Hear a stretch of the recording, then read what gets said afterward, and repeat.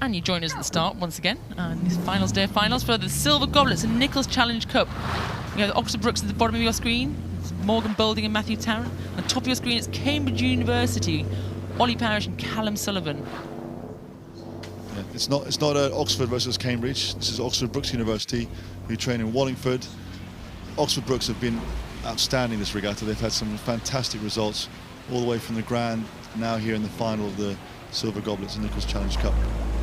And we have Boulding and Tarrant out to 3/4 of a length in the first minute of the race.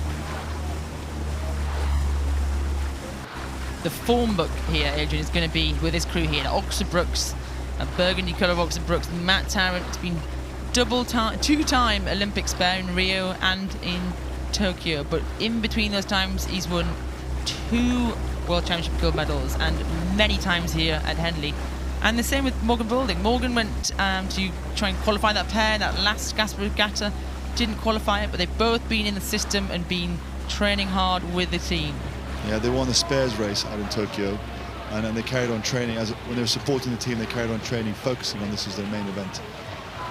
In the Cambridge crew, we've got Ollie Parish and Callum Sullivan, both of whom were in the blue boat that won the boat race this year. And Callum Sullivan went to the under-23s and in 1 hour won a bronze medal in the Cox's 4 and then jumped in the 8 and won a gold medal in the 8 in the under-23s. So these guys have pedigree. Callum Sullivan was president of the boat club this year.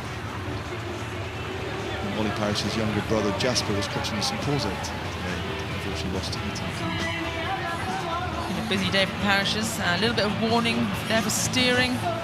Crews seem to have moved apart, and it's the Brookes pair, Boulding and Tarrant, the lead over Cambridge at the moment. Yeah, on paper you would have put your money on the Brookes crew to win this race, but Parish and Sullivan have really progressed well through the regatta. Haven't been together very long because Parish has been ill since the boat race and unable to do under-23s as a consequence, but they've got back in this pair and they really seem to be moving it well. I watched them race yesterday and they've got that kind of Cambridge feel about them, that low, silky feeling. And I think they look actually a bit more cohesive than Matt and Morgan on this side. I think that could it see them through the middle of this race? Can they keep in contact? I've got to say it will be interesting. I mean, they are underpowered compared to the two guys from Oxford Brookes for sure, and the style is much more sort of efficient and rhythmical. But looking here, I mean, the steering, they're under the umpire's warning here for the Oxford Brookes pair. Gwyn Batten is instructing them to move back across onto their station. You really take this opportunity, wouldn't you, in the Cambridge pair, just to try and seize a few feet back on that because they're steering. And again, they're going back onto the station of the Cambridge crew. This isn't going to be good. The umpire's not going to like this. Absolutely not. You've got to stick to your side. You don't want to impede another crew behind you.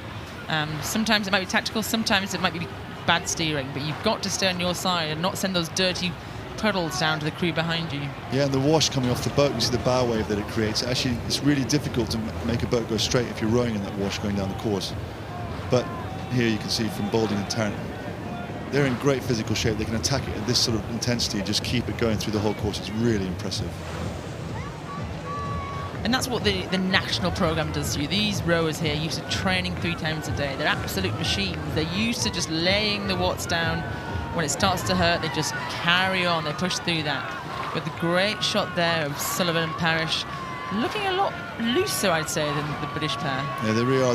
And it looks like they're having actually a really good row this race.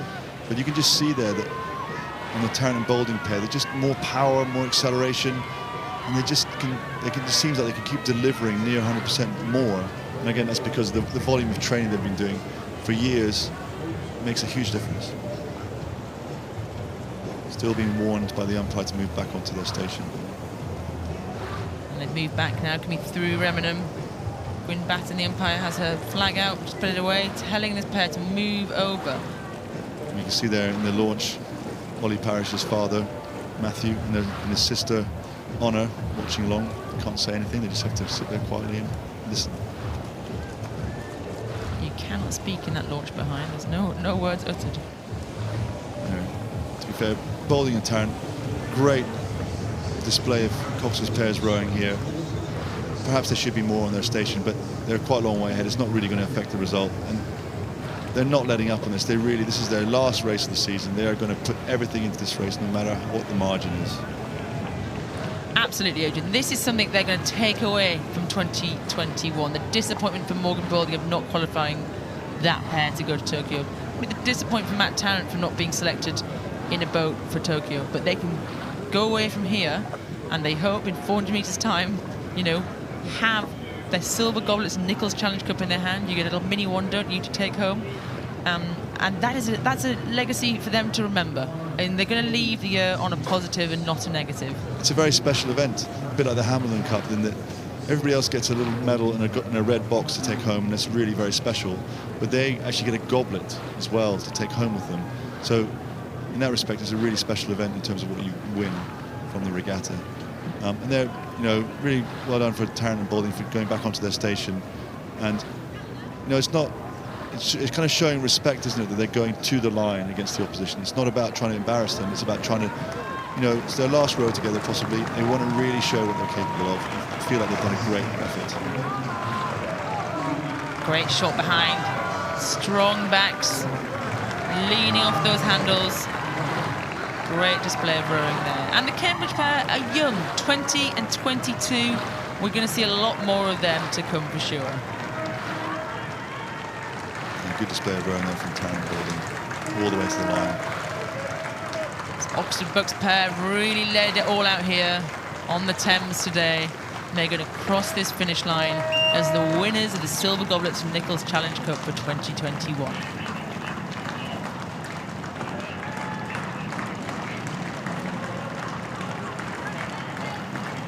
As Oliver Parish and Callum Sullivan come across the line from Cambridge University.